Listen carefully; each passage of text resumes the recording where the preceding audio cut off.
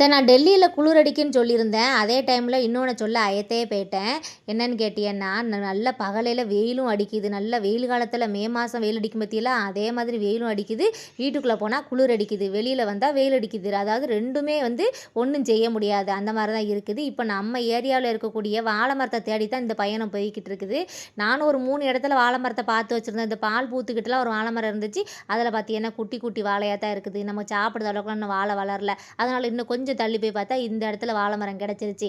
நம்ம இந்த வாக்கிங் வரும்போதெல்லாம் வந்து எங்கே கருவேப்பில் மரம் நிற்கிது, எங்கே வாழை மரம் நிற்கிது, எங்கே முருங்கை மரம் நிற்கிது அப்படின்னு சொல்லி தான் பார்த்து வச்சுட்டு போகிறது. நம்ம பார்த்து வச்ச மரம் தான் இதில் ஒன்று. நம்ம வீட்டுக்கிட்டே மரம் இருந்துச்சு.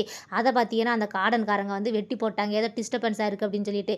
சரி என்ன பண்ணுறது, நம்ம தான் இத்தனை நாள் யூஸ் பண்ணிக்கிட்டு இருந்தோம், வெட்டி போட்டாங்களே அப்படின்னு சொல்லிட்டு இப்போ கொஞ்சம் தூரம் வந்து இந்த மாதிரி பறிச்சிட்டு இருக்கோம். ரொம்ப தூரம்லாம் கிடையாது. நம்ம வீட்டிலேருந்து ஒரு 100 மீட்டர் தான் இருக்கும். அந்த அளவு தான். ஆனாலும் பார்த்துக்கிடுங்க, நடந்து வரதுக்கு சோம்பேறித்தனம் பட்டுக்கிட்டு பைக்கில் வந்து இந்த வாழையில அறுத்துக்கிட்டு இருக்கோம். என்ன வாழையில இருக்குன்னு பார்க்காதீங்க. இன்னைக்கு சண்டே சாப்பாடு நம்ம வீட்டில் என்னன்னு சொல்லி நான் வீடியோ போட்டிருக்கேன். போய் பாருங்கள். அசத்தலான சாப்பாடு செஞ்சு